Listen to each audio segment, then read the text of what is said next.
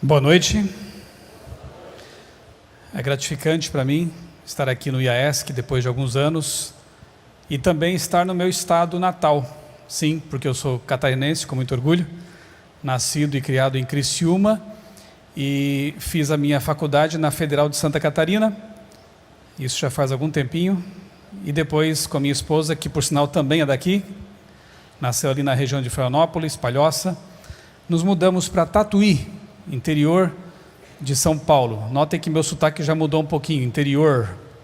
Isso é depois de 20 anos a gente adquire um novo dialeto, né? Estamos lá já esse tempo todo. Meus 3 filhos, porque eu sou bem criacionista mesmo, né? Deus disse, crescer e multiplicai-vos. Eu fiz a minha parte, depois eu deixo para vocês completarem a missão, mais tarde. E os 3 são tatuianos. Estou lá já na CPB, na Casa Publicadora Brasileira, que é a editora da Igreja Adventista aqui para o Brasil, uma das 60 editoras adventistas no mundo. Eu já passei por várias editorias ali, trabalhei com a Revista Adventista, Lição dos Jovens, e ultimamente, nos últimos 3, 4 anos, como disse o pastor Zukovski, eu estou responsável pela revista Vida e Saúde. Tem 80 anos já no Brasil essa revista, o que faz dela a mais antiga publicação de saúde em nosso país. Mas eu vim nesse fim de semana não para falar de saúde, que é um assunto importante também, né? Mas para falar de um assunto que me encanta há muito tempo, pelo menos desde que eu me tornei um criacionista, criacionismo. E me encanta porque eu não nasci criacionista, eu, na verdade, até os meus 18, 19 anos, eu defendi o evolucionismo, eu acreditava em tudo que Darwin havia escrito. Os livros que eu lia na minha adolescência eram todos de autores ateus, evolucionistas, como, por exemplo, Carl Sagan, Isaac Asimov, Stephen Hawking e outros. Eram os autores que fizeram minha cabeça. No ensino médio, quando eu cursei Química, lá em Criciúma, já com vistas a, quem sabe, na faculdade estudar Biologia, Astronomia, alguma coisa assim, porque eu sempre amei a boa ciência. Durante o curso de Química eu conheci alguém, um jovem, um espécime raro, eu costumo dizer assim, porque eu nunca tinha me deparado com um até então, um jovem criacionista, adventista do 7º dia. Eu nem sabia que existia uma igreja com esse nome.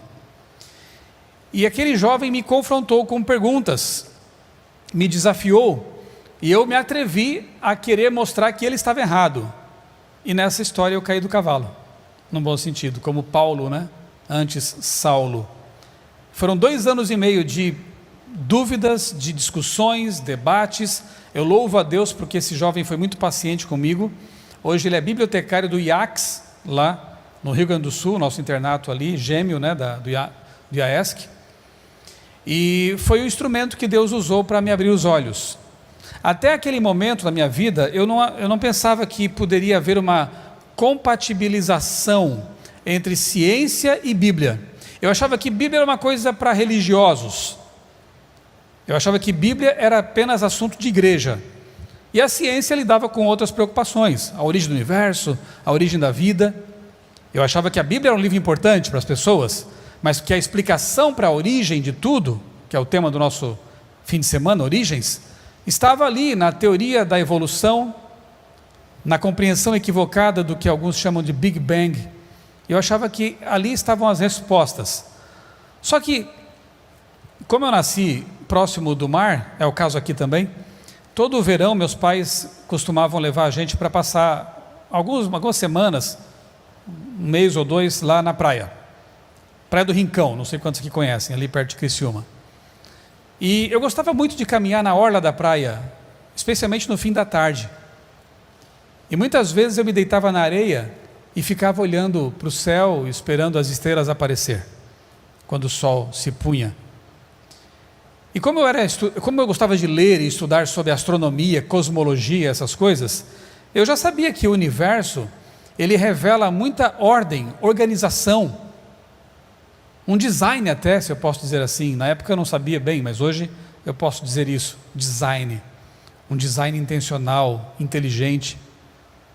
Só que os livros que eu lia, as revistas, os documentários que eu assistia, falavam de uma grande explosão. Hoje eu sei que a teoria não é isso, Mas na época dizia-se que era isso, uma explosão cósmica. E eu pensava, como que explosões podem criar ordem? O que elas fazem, na verdade? Criam bagunça, caos, destroem.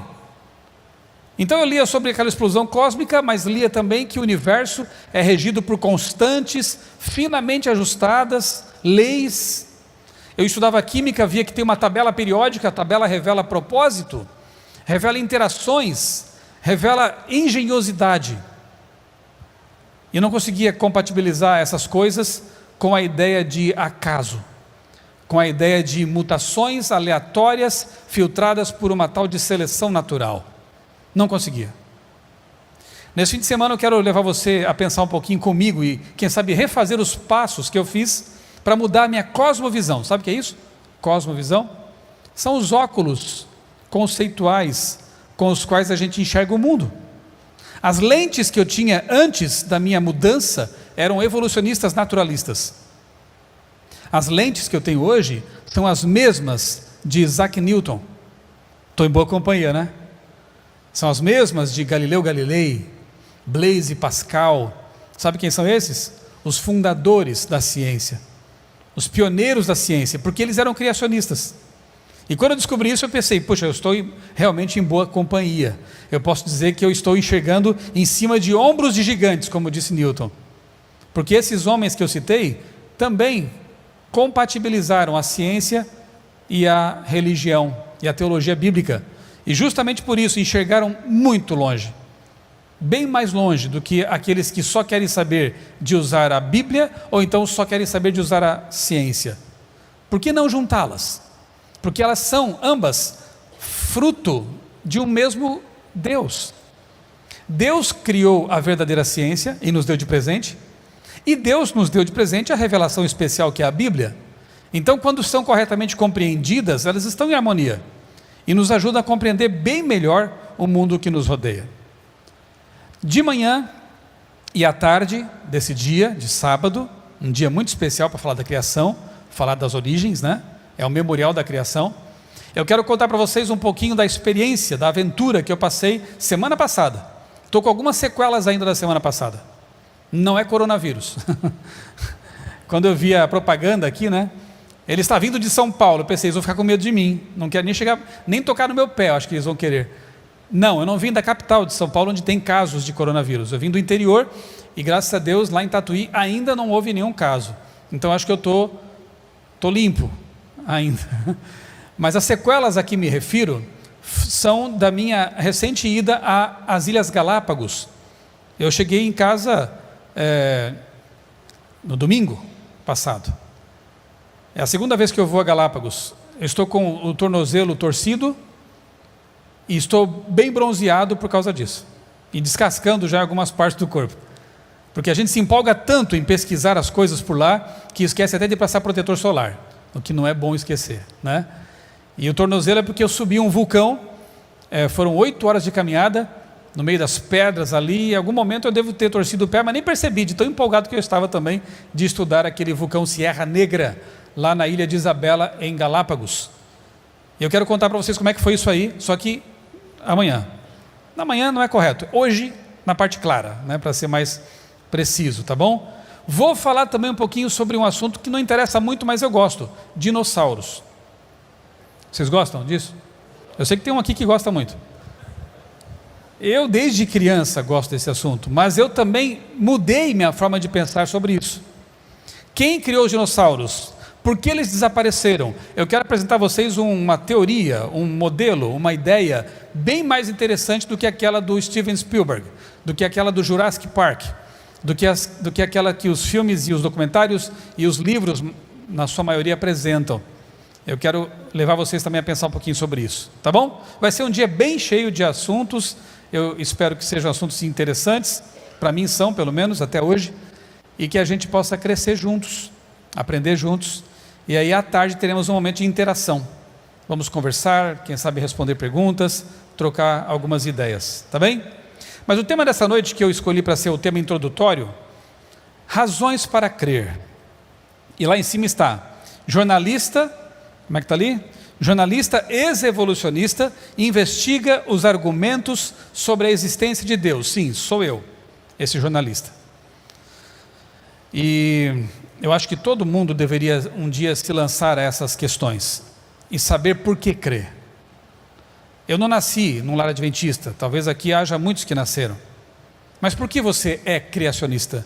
Por que você é cristão? Por que você é o que é? Você saberia responder? O apóstolo Pedro, lá em sua carta, primeira carta, 3,15, ele fala assim: estejam preparados para dar a razão da esperança que há em vocês. Eu gosto desse texto porque Pedro conecta essas duas coisas apaixonantes: razão e fé, razão e esperança, mostrando mais uma vez que por ser crente, por ser cristão, eu não preciso abrir mão da razão. Pelo contrário, a minha fé tem que ser racional. Eu tenho que ter fundamentação racional para a minha fé. Não deve ser uma coisa meramente emotiva, volúvel, frágil. Então a proposta é investigarmos essas coisas. Eu quero saudar também os amigos que nos acompanham pela internet. É um prazer poder falar com vocês também, e espero que juntamente conosco aqui vocês possam refletir sobre as questões que eu vou apresentar aqui a partir de agora. Eu quero ler com vocês o texto de João capítulo 20, João capítulo 20, verso 25. Se trouxe a sua Bíblia, eu quero te convidar a abrir nesse texto de João capítulo 20, verso 25, abrir ou acessar, né? Hoje em dia tem esses dois verbos para a gente ler a Bíblia. 20 e 25, eu sou das antigas, ainda prefiro abrir, mas nada contra o acessar. Disseram-lhe então os outros discípulos: vimos o Senhor. Mas ele respondeu, aqui no caso Tomé: se eu não vir nas suas mãos o sinal dos cravos, e ali não puser o dedo, e não puser a mão no seu lado, de modo algum acreditarei. Você acha que Tomé fez algo errado aqui?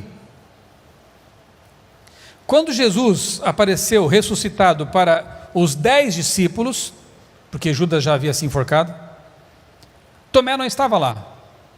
Os 10 viram, os 10 se alegraram, e quando contaram para Tomé, ele disse o seguinte: que bom, vocês estão felizes? Ok, mas eu também quero ver, eu também quero tocar, eu também quero ter a minha experiência. Pergunto, Tomé fez errado? Eu acho que não.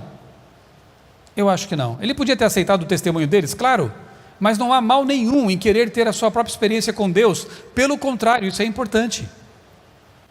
Repito, não é porque você nasceu no lar cristão que você vai ser cristão só por isso. Procure ter a sua experiência com Deus. Procure você também ir em busca das respostas. É uma experiência pessoal.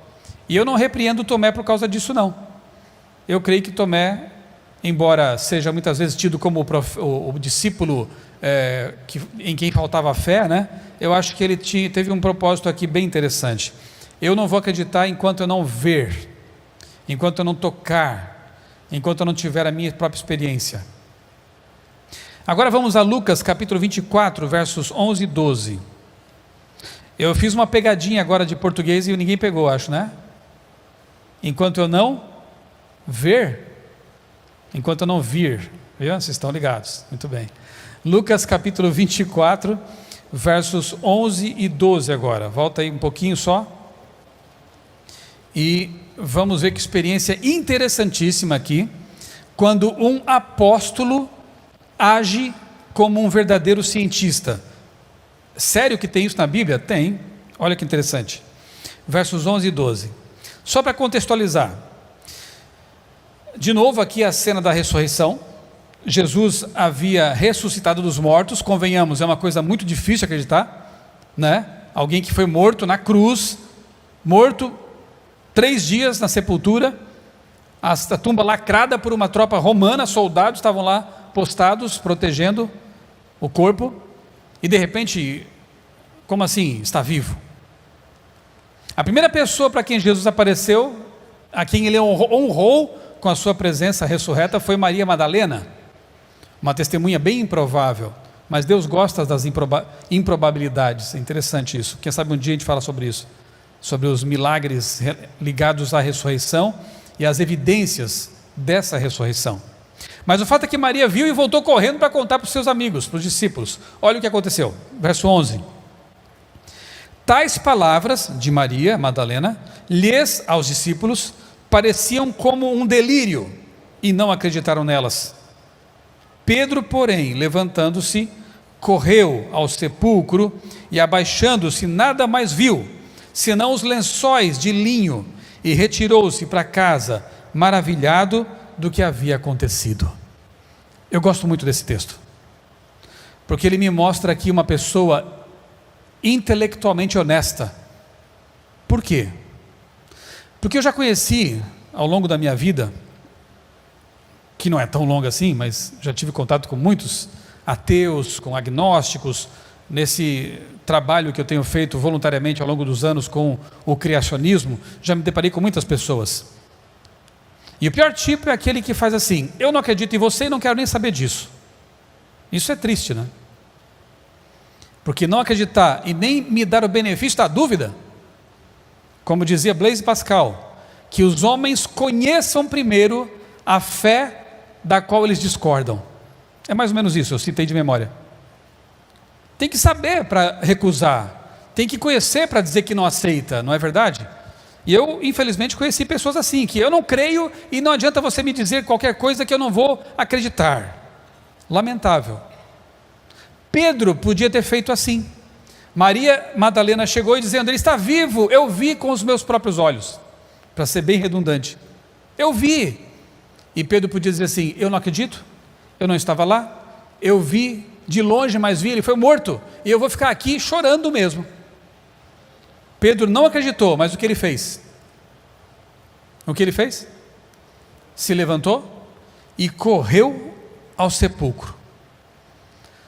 João, quando viu Pedro sair correndo, se levantou e correu atrás dele. João era mais jovem, ultrapassou Pedro, chegou na frente, depois Pedro alcançou, e quando chegaram lá, ficaram maravilhados. O corpo não estava mais ali, estavam só os lençóis dobradinhos ali em cima da pedra. Jesus estava vivo. E diz o relato que Pedro voltou maravilhado. Se Pedro não tivesse se levantado e corrido, ele teria ficado frustrado, talvez não tivesse nunca tido essa experiência maravilhosa. Teria, porque Jesus ia aparecer para eles. Mas ele pôde ser o primeiro discípulo, junto com João, um dos 2 primeiros discípulos a verem a tumba vazia. Então o desafio que eu faço para você nesse fim de semana, nesse sábado, é o seguinte: pode ser que você não acredite em algumas coisas que eu vou falar aqui, e não tem problema nenhum nisso. Duvidar para buscar a resposta é coisa boa. Isso é ser cético verdadeiro. Sabe o que é o cético verdadeiro? Cético verdadeiro é aquele que duvida até de si mesmo. Porque tem muita gente aí fora que é crente e nem sabe. Eu já encontrei alguns também. Quando chegam para mim e falam assim: eu sou cético. Eu pergunto: ah, é? É mesmo? Sou cético. E quanto ao seu ceticismo, você é cético? Ah, não. Então você é crente. Você crê que ser cético está certo. Você crê que o seu ceticismo é a verdade. Então ele não é cético. Cético é duvidar de tudo, até de si mesmo. Vai que eu estou errado, vai que Deus existe, né? Isso é ser cético. Então eu te convido nesse fim de semana a ser cético. Quando você recebe uma mensagem no WhatsApp ou no e-mail meio estranha, seja cético. Será que é verdade? De onde vem essa informação? Será que a fonte é confiável? É importante questionar e ser cético para buscar a verdade. Não para ficar ali sentado em cima das dúvidas e não fazer nada. Pedro podia ter feito isso. Eu não acredito, não aceito, não tem como alguém voltar da morte. Eu vou ficar aqui chorando. Não, levante-se e vá buscar as respostas. Esse é o meu desafio para você nesse sábado. Combinado? Ainda que você não aceite ou não creia, vá atrás das respostas, porque isso é maravilhoso. Elas existem. Elas existem. Jesus disse em João 8,32: vocês conhecerão a verdade, e ela os libertará. O mestre diz que ela pode ser conhecida, a verdade, e mais do que só ser conhecida, ela liberta, nos dá amplidão mental, nos dá satisfação. Eu queria muito que vocês pudessem sentir o que eu pude sentir quando percebi que existe uma verdade absoluta, mas eu não posso transferir essa experiência para vocês. Eu só posso provocar vocês a se levantar e correr atrás da resposta. Façam isso. Vale muito a pena. É tão bom ser livre. Hoje eu não tenho medo de conversar com ninguém, não tenho medo de confrontar minhas ideias, submetê-las ao crivo da verdade. É tão bom se sentir em paz, porque eu encontrei um mestre, porque eu encontrei o Criador do universo. Essa experiência é fabulosa, é fantástica, é maravilhosa, mas eu não posso transferir para vocês, repito. Eu só espero que vocês a busquem por si mesmos, tá bem? Se eu sair daqui para minha casa sabendo que eu provoquei vocês pelo menos a buscar a resposta, eu já sairei muito feliz com isso. Obrigado. Ok, vamos lá. Como o nosso tempo não é tão longo assim, porque isso aqui não é uma vigília, eu escolhi falar sobre 4 argumentos que para mim são muito poderosos, para demonstrar a lógica, a coerência, a razão, o fato de que Deus existe. São eles: o argumento cosmológico, o teleológico, o argumento arqueológico e o profético. Talvez eu não tenha tanto tempo para abordar os 2 últimos, mas se eu não conseguir fazer isso, de manhã a gente retoma. Mas os 2 primeiros eu quero trabalhar um pouquinho com vocês, tá bem? Argumento cosmológico já é antigo, né? Os próprios aqueles pensadores, filósofos católicos, né, como Tomás de Aquino, tratavam disso. Aristóteles já refletia sobre isso. Mais recentemente, grandes autores apologetas cristãos têm trabalhado, aprofundado esse argumento, que consiste em 3 premissas, que em filosofia a gente chama de silogismo, né? São elas: tudo que tem um começo tem uma causa. Tudo que teve começo tem uma causa. Vocês concordam com essa premissa? Concordam? Sim ou não? Ela é bem óbvia, né? Quer um exemplo? Você aí que está me olhando, teve uma causa? Você passou a existir um dia. Você teve um começo. Alguém aqui é imortal, eterno? Que eu saiba, só Deus é eterno. Você teve um começo, então você teve uma causa. Qual foi a causa de você começar a existir? Esse sorrisinho aí, é isso aí. Papai e mamãe. Eles são os culpados, eles são a causa da sua existência. Então, resolvida a primeira premissa: tudo que teve um começo tem uma causa. Segunda premissa: o universo teve um começo. Aqui a coisa começa a divergir, as ideias começam a não mais concordar, porque embora a imensa maioria dos cosmólogos, astrônomos, cientistas hoje acredite que o universo teve um começo, alguns acham que não. Ainda há alguns que pensam que o universo poderia ser eventualmente eterno, num ciclo de expansão e contração, Big Bangs e Big Crunches, e por aí vai. O próprio Einstein achava que o universo não tinha um começo, mas ele, ao estudar pela matemática as suas teorias da relatividade especial e as outras mais, chegou à conclusão de que ele teve que se render aos fatos, à matemática, e entendeu que o universo teve sim um começo. Agora, se a gente conseguir demonstrar convincentemente que o universo teve um começo, a terceira premissa também será inevitável. O universo teve uma causa. O que temos que fazer agora então? Trabalhar um pouquinho com a segunda premissa. A primeira é óbvia, a terceira vai ser, se a segunda também for. Vamos analisar? Eu vou dar um exemplo aqui para vocês, uma ilustração, né? Pense num carro, naturalmente que não é o nosso, né? Mas pense num carro aí, pode ser seu aí, mas meu não é. Você tem ali um tanque de combustível, um volume limitado, você enche o tanque, põe lá gasolina, enche o tanque, aciona o motor e começa a haver uma transformação ali de energia química armazenada para energia cinética, movimento, né? Mecânica. E o carro vai funcionar, vai se deslocar. Pergunto, se esse carro tivesse sido ligado uma eternidade para trás, no passado, é até estranho falar de eternidade no passado, porque não tem passado, é sempre, né? Mas vamos tentar entender assim. Se ele tivesse sido ligado lá na eternidade atrás, também não, as palavras são insuficientes, né? Mas enfim, só para a gente entender, esse carro estaria funcionando hoje ainda? Sim ou não? Não. Por quê? Porque toda a energia química armazenada no tanque, que é limitado, teria sido consumida muito tempo atrás, uma eternidade para trás, concordam? Então não poderia estar funcionando hoje ainda. Bem, se a gente comparar esse carro ao universo, e podemos fazer isso de certa forma, porque o universo também tem energia, o universo também tem movimento, é quase como um motor. Durante muito tempo, grandes cientistas interpretaram o universo como sendo realmente uma grande máquina, né? As estrelas ainda queimam combustível, não queimam?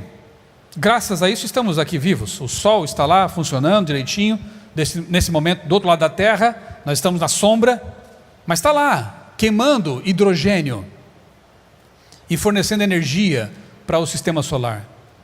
A nossa galáxia, ela se locomove, se desloca, tem movimento. As galáxias se locomovem em volta de um centro de atração gravitacional. Grupos de galáxias também se movem, ou seja, o universo está cheio de energia e movimento. Como um motor? Pergunto, se o nosso universo fosse eterno, tivesse sido ligado uma eternidade lá atrás, ele estaria funcionando hoje ainda? Sim ou não? Não. Porque esquece Deus por um momento, porque a gente entende que Deus não só criou como mantém. Então ele fornece energia para o sistema, mas eles não creem em Deus, então tira Deus da história, tira uma fonte externa que alimenta, que mantém, que cuida, esquece isso. Por si só, o universo teria já estado num estado de não mais funcionamento, não haveria mais energia disponível. Eu sei lá o que seria esse universo.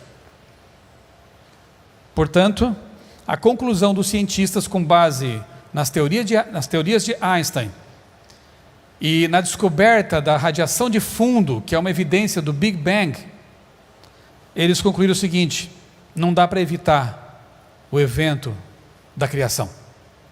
Essa é uma revista científica, a New Scientist. Um grande cientista chamado Alexander Vilenkin disse: toda a evidência que temos diz que o universo teve um começo. E aí, nesse caso, os cientistas que creem nisso, ou que concluíram isso, com base na matemática, na ciência, eles se colocaram numa enrascada, num beco sem saída. Sabe por quê? Você sabe. Porque tudo que tem um começo tem que ter uma causa. Se o universo teve um começo, e tudo indica que teve, ele tem que ter tido uma causa. E agora, pergunte a eles, que causa é essa? As respostas vão ser tipo, não sabemos ainda. Talvez essa causa não seja perscrutável, não seja passível de investigação. Ou então, se forem bem honestos, vão dizer, não sabemos. Não sabemos. A coisa ficou complicada. Que causa é essa? Vamos pensar um pouquinho nela? Olha só,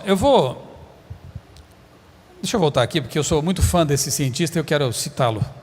Isaac Newton, para mim um dos maiores cientistas de todos os tempos, ele diz que um dos objetivos da ciência é justamente fazer uma análise retrospectiva ao longo da cadeia de causas e efeitos, até chegar à primeira causa, que não pode ser mecânica, não pode ser natural. Olha que pensamento interessante.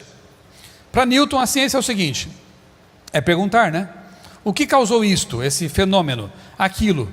Então ele vai até aquela outra causa e pergunta, tá, mas o que causou este fenômeno, esta causa, aquela outra causa? E vai lá e pergunta, o que causou isto? E assim vai, retrocedendo. Chega um momento que isso não pode ser ad infinitum, né? Chega um momento que você vai ter que encontrar uma primeira causa não causada. E Newton dizia o seguinte: essa primeira causa que não teve causa só pode ser sobrenatural, porque ela criou tudo que é natural. O que é natural? Tempo, espaço e matéria. Se nós concluirmos que o universo veio de algo natural, é como dizer que o universo se autocausou. Não faz sentido. Então já havia um universo antes que causou este, não faz sentido. Então Newton sabiamente dizia: a primeira causa não causada é o Pantocrator, ou seja, para ele, o Todo-Poderoso, Deus.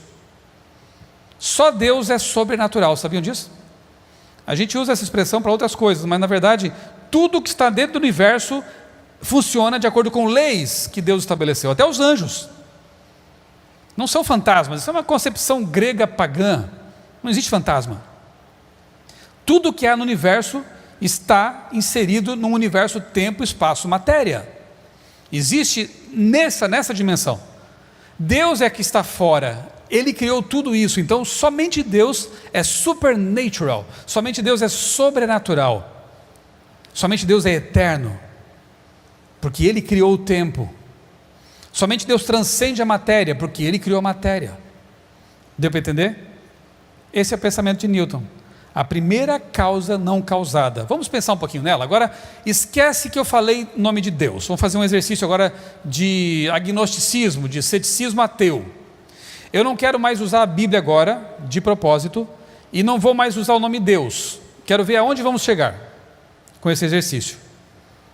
Pensemos um pouquinho agora mais filosoficamente. A primeira causa não causada tem que ser o quê? Todo-poderosa. Mas por quê? É só pensar no tamanho do universo. Quanta matéria tem no universo? Você sabe? Tem uma ideia? Quanta energia tem no universo? Você tem uma ideia? Nem eu. Mas eu quero fazer um exercício com vocês agora, que é um pequeno passeio. Nós vamos sair aqui da Terra e vamos viajar dentro da Via Láctea apenas, porque não dá para sair da nossa galáxia, senão não dá tempo de voltar e acabar essa palestra. Vamos ficar aqui nas nossas redondezas da galáxia, da nossa Via Láctea, tá bom? Eu vou pedir que o pessoal ali solte para mim, clica no meio da tela, ele executa o vídeo. Vamos começar aqui com os pequeninos, né? Mercúrio, quer ver? A Lua, em seguida vem ali Mercúrio, e vamos avançando. Marte, Vênus,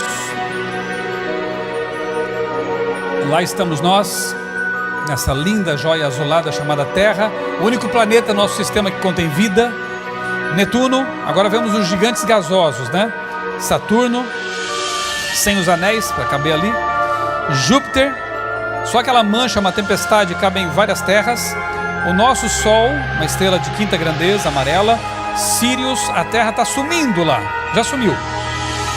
Pollux, uma gigante laranja. Arcturus, uma gigante vermelha. Aldebaran, uma gigante vermelha. E cadê o Sol? Sumiu. Rigel, uma super gigante azul. Aquelas que você achou grandes já desapareceram também. Pistolstar, uma hipergigante azul. Antares, uma super gigante vermelha. Mussefei, uma super gigante vermelha. E olha isso aí agora, Cão Maior, uma Canis Majoris, a hipergigante vermelha, a maior estrela conhecida em nossa galáxia. Por um instante vai aparecer no horizonte dela a Terra, para você comparar o tamanho. Lá está. A Terra é um pontinho, né? E o que somos nós então nesse universo? Você acha que o coronavírus é pequeno? Você é que nem ele. Para o universo. Isso é um vírus, isso é uma bactéria. Calma, não quero deixar vocês deprimidos, né? Porque esse é o macro-universo, também tem o micro-universo. Dentro de nós há muita coisa, nós somos, amanhã eu quero falar um pouquinho sobre isso. Não, daqui a pouco eu vou falar sobre isso. Nós somos também um universo em nós mesmos, nós estamos entre o micro e o macro-universo. Mas é só para você ter uma ideia do quão grande é o universo em que nós vivemos. Tudo isso que eu mostrei para vocês, repito, está aí dentro da Via Láctea. Nós nem saímos de nossa galáxia, que tem cerca de 100 a 400 bilhões de estrelas. Nossa galáxia tem um diâmetro de 100 mil anos-luz. Sabe o que é isso?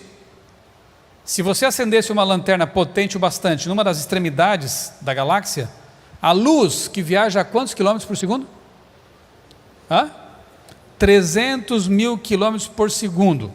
levaria 100 mil anos para atravessar a nossa galáxiazinha, porque tem maiores que ela. Olha o tamanho disso, gente. Existem bilhões de galáxias no universo conhecido. Qual o tamanho do universo?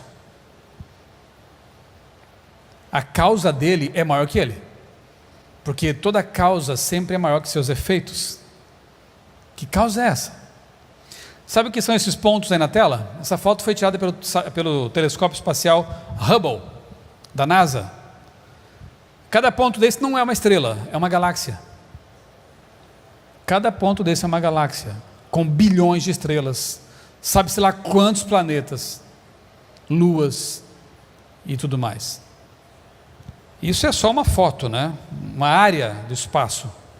Essas manchas são superaglomerados de galáxias. Cada mancha dessa é como se fosse uma foto dessa. São grupos de galáxias. Isso é o máximo que a gente pode chegar com nossos recursos de observação. Quanto mais se aprimoram os telescópios, mais longe e mais coisas a gente pode ver. Qual o tamanho do universo? Essa causa tem que ser todo-poderosa, porque ela dá origem a toda essa energia, toda essa matéria. Além disso, essa primeira causa tem que ser inteligente, sim ou não? Tem que ser, porque o universo não só existe, ele funciona. E eu repito, com leis finamente ajustadas. Quer ver? Eu vou usar aqui uma citação de uma revista que frequentemente fala mal do cristianismo, do criacionismo, é super interessante.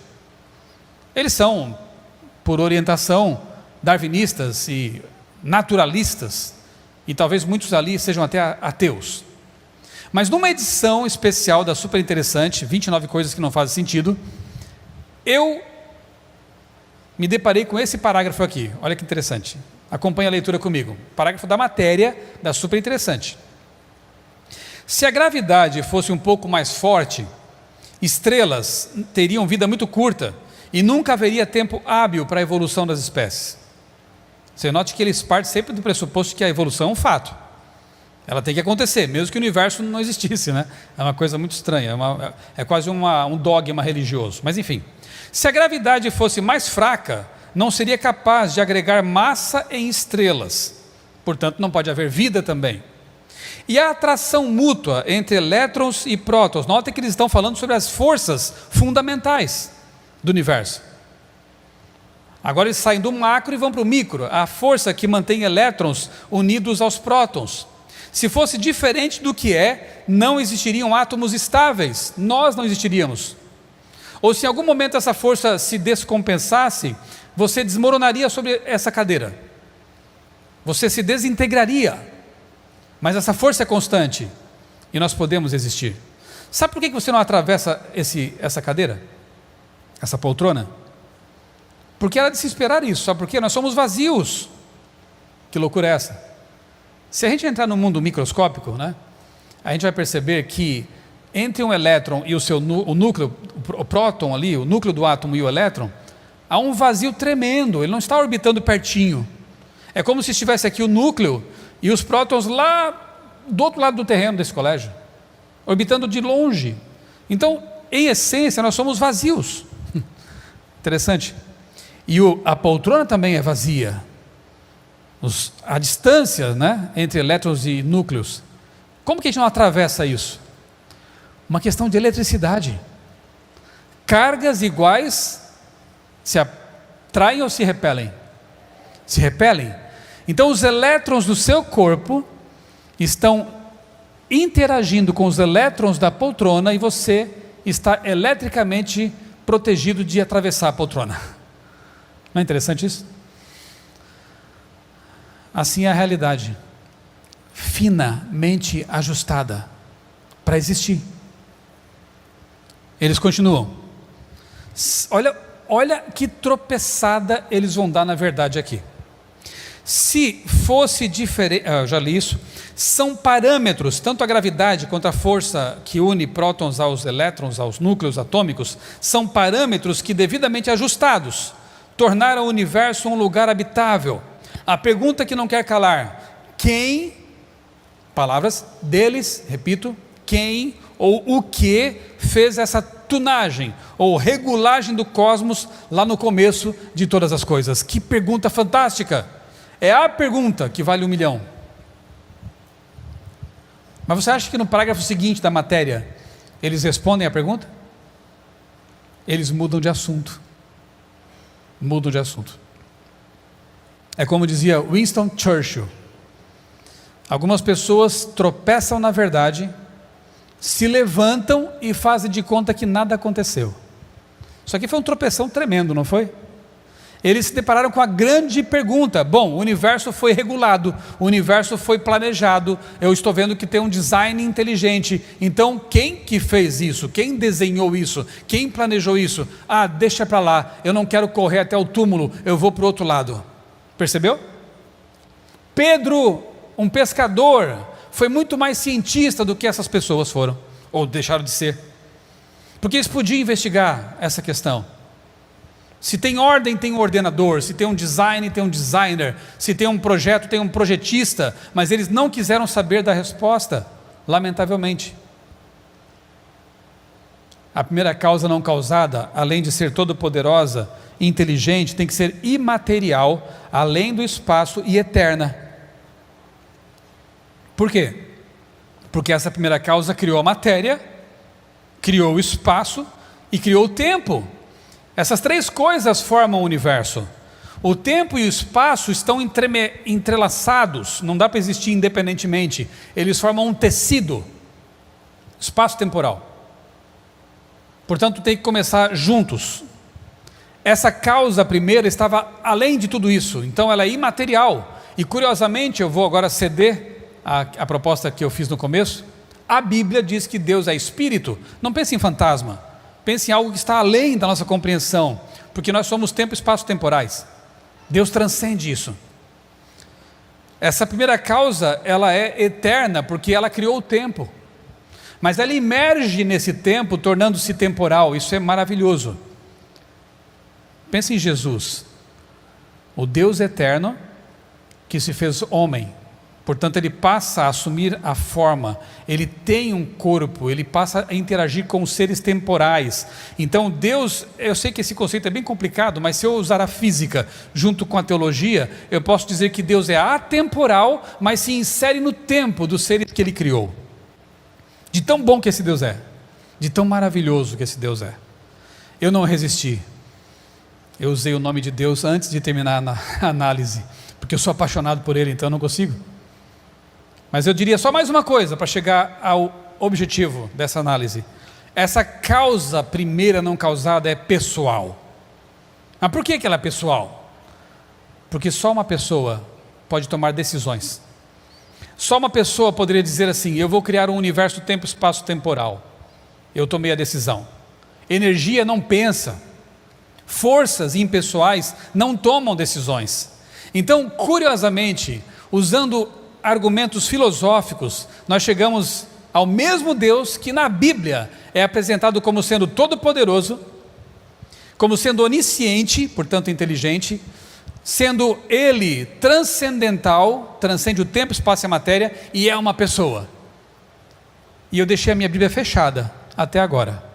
Eu podia resolver esse assunto com um texto da Bíblia só, mas como eu banquei o teimoso, como eu quis buscar um caminho mais longo, eu cheguei no mesmo lugar. Aqui está um atalho. Quem quer tomar um caminho mais longo não tem problema nenhum, mas chega lá. Alguém disse que a verdade é como uma montanha. Os cientistas estão escalando a montanha da verdade. E eu creio que a maior parte dos cientistas é formada por pessoas sinceras, pessoas honestas, que querem realmente descobrir como tudo funciona, querem entender o mundo. Alguns outros talvez não sejam honestos, mas também tem religiosos que não são honestos. Mas alguém disse que subindo a montanha da verdade estão os cientistas, e quando eles chegam lá em cima, eles encontram um grupo de teólogos que já estavam lá sentados batendo papo fazia tempo.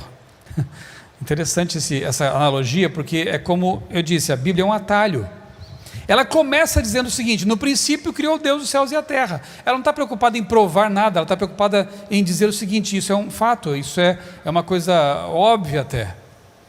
Há outros textos mais apologéticos na Bíblia, mas ela começa afirmando a verdade de que Deus existe e criou tudo. E o exercício que eu fiz com vocês até agora foi mostrar, por meio da ciência e da filosofia, que é possível chegar a essa conclusão. E depois eu vou mostrar no final dessa apresentação que há cientistas chegando também a essa conclusão. Segundo argumento, teleológico, não é teológico, tá? Não confunda. Vem de telos, no grego telos significa propósito, intencionalidade. Alguns chamam de argumento do design inteligente, está na moda hoje essa expressão. Também tem 3 premissas, a semelhança do cosmológico, que eu acabei de encerrar aqui. O argumento teleológico é o seguinte: tudo que tem um projeto tem um projetista. Concordam com isso? Sim ou não? Se tem um projeto, tem um projetista? Por exemplo, esse auditório tem um projeto? Me digam que sim, porque senão eu saio daqui agora. Que garante que essas colunas e vigas são capazes de suportar o peso da estrutura, né? Então tem que ter um projeto, senão a gente corre daqui. E se tem um projeto, isso pressupõe que alguém projetou, né? Arquitetos, engenheiros estiveram envolvidos em cálculos, queimaram fosfato para poder projetar isso aqui. Bem, é óbvio que tudo que tem um projeto tem um projetista. Agora, a segunda premissa é: a vida tem um projeto. Aqui, de novo, opiniões divergem, porque os criacionistas entendem que sim, a vida teve um projeto, a vida foi projetada intencionalmente, mas os evolucionistas ateístas creem que não, a vida surgiu neste planeta milhões de anos atrás. Em algum momento eu quero mostrar para vocês, talvez na parte clara desse dia, a que conclusão chegaram cientistas renomados sobre esse assunto da origem da vida. Vocês vão se surpreender. Ontem minha sobrinha, que estuda num colégio não adventista lá em Criciúma, ela me mandou pelo WhatsApp fotos do livro que ela usa, que a escola usa, na escola particular lá de Criciúma, na escola católica, por sinal. E ali o experimento de Urey Miller, aquele balão de vidro com descargas elétricas que formaram aminoácidos, um experimento que já faz décadas está desacreditado. Ninguém que tenha um pouquinho de informação sobre esse assunto usa mais esse exemplo para tentar mostrar que a vida pode surgir, mas ainda há livros didáticos, não da casa publicadora naturalmente, ainda há livros didáticos que usam esse exemplo para tentar desesperadamente oferecer algum tipo de explicação para a origem da vida, coisa que os bem informados sabem que não há explicação. A vida tem projeto? Se nós concluirmos que tem, a terceira premissa também será inevitável. A vida tem um projetista, porque tudo que tem um projeto tem que ter um projetista. O que temos que fazer agora? Analisar mais de perto a segunda premissa. Vamos lá? 2 pintores que eu admiro muito: Renoir, Auguste Renoir, francês, e Vladimir Volegov, um russo. Até acho que eles têm estilos parecidos de pintura, enfim. Por eu gostar muito desses pintores, eu acho que se eu vir uma tela deles em algum lugar sem assinatura, esconde a assinatura, eu consigo identificar: isso aqui é um Renoir, isso aqui é um Volegov. Como eu consigo fazer isso? Sem ver a assinatura? Pelo estilo, o tipo de pincelada, como ele usa as cores, a luz e sombra, enfim, há muitas pistas que eu posso identificar nessas pinturas. Uma outra analogia pode ser com a polícia forense. Quando um criminoso comete ali o seu crime e foge, eles chamam os investigadores criminais, polícia forense, que vão pegar ali as pistas, né, as evidências.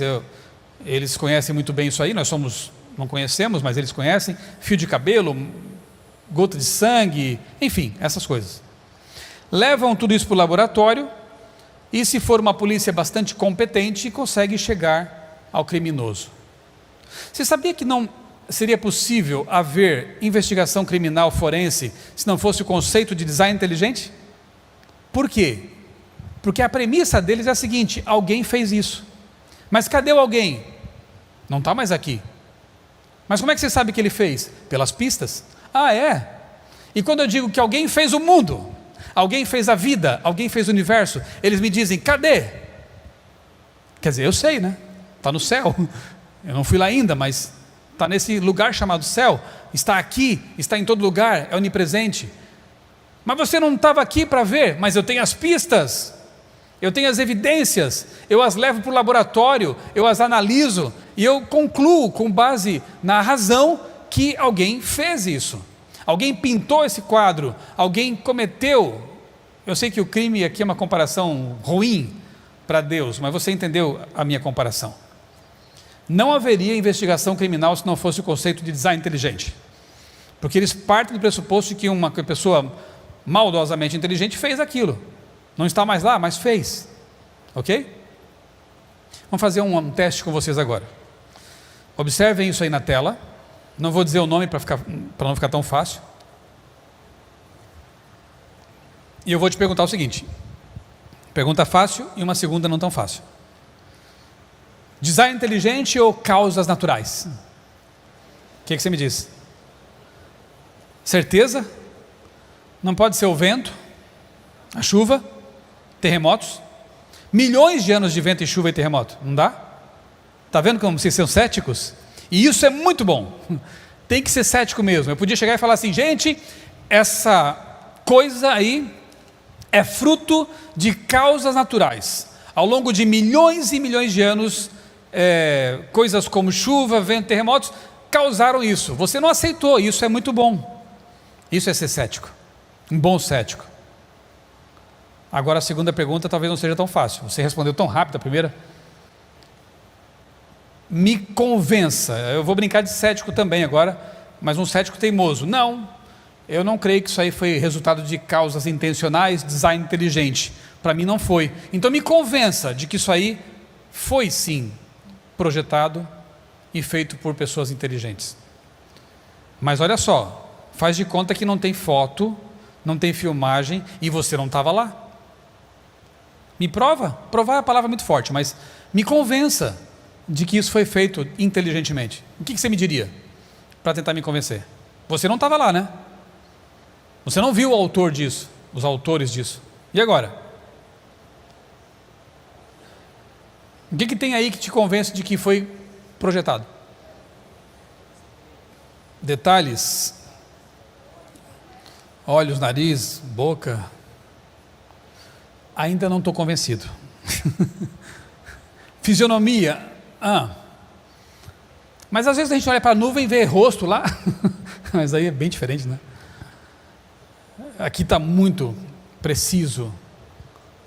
Vamos lá, me convençam.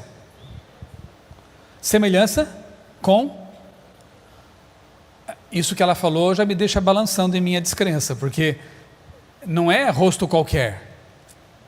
Eles são iguais a rostos que existiram. Quem foram?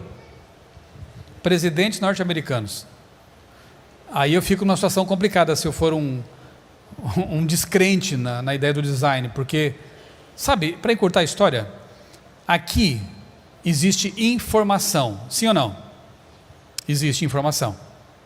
Mas não é uma simples informação, é uma informação complexa, porque são 4. Se fosse um rosto só já seria complicado, tá?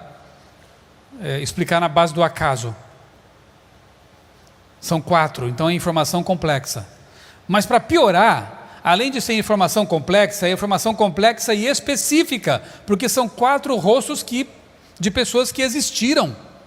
E informação complexa e específica, qualquer pessoa que estuda informática, por exemplo, sabe que não existe, não acontece, não surge do nada, depende de uma fonte informante.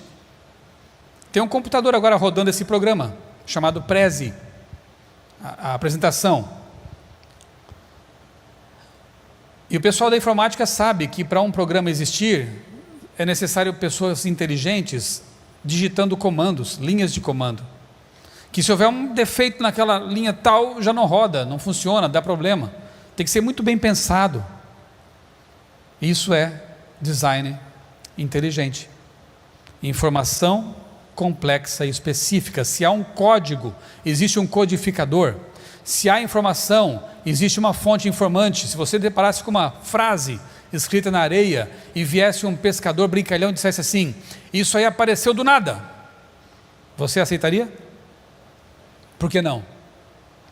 Pelo mesmo motivo que não aceitaria o acaso para explicar o Monte Rushmore. Informação depende de uma fonte informante. Mas foram milhões de anos as ondas batendo na areia, o vento soprando, organizando as partículas de areia para formar uma palavra. Você não aceita. Você não aceita, porque informação precisa de uma fonte. Vamos parar de usar ilustrações simples, bobas e falar de coisa séria. Vida. Como diz meu amigo Marcos Eberlin, Dr. Marcos Eberlin, vida é coisa de profissional. E eu vou usar um exemplo de propósito, uma bactéria, uma ameba, na verdade, uma ameba. Por quê? Porque tem gente que fala que a ameba é uma coisa muito simples, a vida pode ter começado como um tipo de ameba, uma primeira protocélula. Ok, vamos começar com ela então. Segundo um biólogo ateu evolucionista chamado Richard Dawkins, a ameba tem no seu núcleo, no núcleo dela, informação suficiente para encher 30 volumes de uma enciclopédia. Vá um dia à biblioteca e veja uma Barça. Ninguém mais usa isso hoje em dia. Eu usei quando era novinho. Não tinha Google. A gente tinha que ir para a biblioteca, folhear. E era legal porque ao folhear para encontrar um assunto, a gente passava por vários. E às vezes parava no meio do caminho e lia aquilo e se informava de outras coisas e assim ia aprendendo. Hoje com aplicativos de celular a gente não tem tanta ideia para dimensionar a quantidade de informação, né? Mas quando era em papel, em enciclopédia, a gente tinha uma ideia grande assim, né, de volume de informação. Pega esses 30 volumes, você zipa isso, encripta e coloca no núcleo da ameba. E me diga, a ameba é uma coisa simples? Em toda a ameba existe 1000 enciclopédias. Se alguém te chamar de ameba, fique feliz. Porque você pode falar, eu sou complexo mesmo. Eu tenho muita informação. Mas você é muito mais do que uma ameba. A ameba já surpreende, né? Por essa quantidade enorme de informação.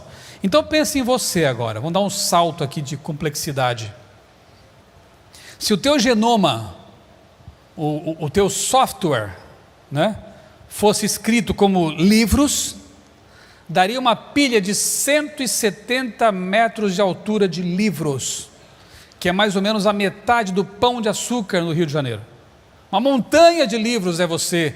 Agora, se você me diz que uma montanha como o Monte Rushmore, com 4 rostinhos esculpidos, que uma frase escrita na areia, não poderiam ser fruto do acaso, de causas naturais, o que você me diz de uma biblioteca com 170 metros de altura de livros? Surgiu? Mutações aleatórias, filtradas por seleção natural. É nessas horas que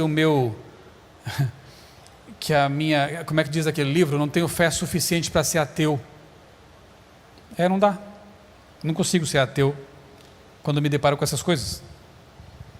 Quem escreveu tudo isso? Eu gosto dessa maquininha molecular. Kinesina. É um robozinho molecular que você tem aos trilhões dentro de você, que literalmente carrega organelas dentro da célula. No caso aí está carregando uma vesícula. Quer ver? Vou mostrar a animação para vocês aí. É uma animação da kinesina. Tem dentro de você. Pode clicar para mim no meio da tela. Deixa eu voltar. Bem no meio da tela. Só clicar que ele executa. Aí. É um robô molecular, uma máquina molecular, carregando uma vesícula em cima, nas costas. E olha as patinhas. Ela caminha ali sobre os microtúbulos da célula. Tá? Você tem trilhões de células e cada célula tem milhares de kinesinas. Logo você tem, sei lá, muito mais do que estrelas na galáxia você tem de células no seu corpo. E pense em quantas kinesinas, são 1000 trilhões delas no seu organismo, neste momento funcionando dentro de você. Mas eu pergunto, alguém está concentrado nisso agora? Tipo, kinesina lá do meu dedinho do pé, leva essa vesícula para o lado esquerdo da célula, está precisando lá. Alguém está preocupado com isso? Aliás, você não está preocupado sequer com os batimentos do seu coração. Você administra isso? Não. Você dorme e ele bate. Ainda bem, né? Você não está nem consciente, eu vou falar, você vai se conscientizar, mas até aqui não estava, da sua respiração. Agora você lembrou que está respirando. O diafragma infla, você dorme e ele faz a mesma coisa. Imagine se fosse gerenciar conscientemente as quinesinas. Sabe, tem um cientista chamado Milodnov, era um grande amigo de Stephen Hawking. Nesse livro, ele que é físico e estudioso de neurologia, neurociência, ele diz que 70% do processamento cerebral ocorre de maneira inconsciente. 70%. 30% ficam livres para você pensar na palestra, espero que estejam pensando na palestra, para você sonhar, para você amar, para você devagar pensar. 70%. Se você tivesse que gerenciar conscientemente, você travaria na hora. Não tem sistema operacional que funcione com esse grau de processamento. Além de tudo que eu falei, você está nesse momento automaticamente processando a temperatura do ar, medindo com os sensores espalhados pelo seu corpo. Você está digerindo o jantar, automaticamente quebrando em nutrientes. Você está sentindo pelos sensores aí no seu traseiro a textura do banco, ouvindo minha voz e processando informação, enxergando o ambiente e processando tudo isso. Automaticamente o seu cérebro está frio, quer dizer, 36 graus, mas comparado, não tem nem ventoinha, né, para refrigerar, está ali. É um computador com o qual você pode mergulhar. Já pensou nisso? Pega o teu laptop e mergulha com ele. Não faz isso não. Mas você mergulha lá na piscina com o seu computador aqui, ó. Ele resiste a pancadas muito mais do que o teu notebook. Eu tenho um filho lá em casa, eu tenho um filho de 9 anos, e que, olha, aquele computador dele é forte, porque ele bate, cai, pula, e funciona. Está funcionando lá. Maravilha, né? Para de se maravilhar com aquele teu celular top e pensa em quem fez aquele celular top. Ou melhor, pensa em quem fez aquele que fez o celular, que fez capaz de fazer um celular. Para de ficar babando por um computador novo e pense em quem fez aquele computador e quem fez aquele que fez o computador. Isso sim. Olha para o espelho e louve a Deus pela tremenda máquina que você é, pelo cérebro que Ele te deu para você exercitar, pensar, crescer, sonhar e se desenvolver. Louve a Deus por isso. 70% desse processamento, graças a Deus, é automatizado. As quinesinas estão funcionando agora aí em você e você nem sabe quantas são. É incrível.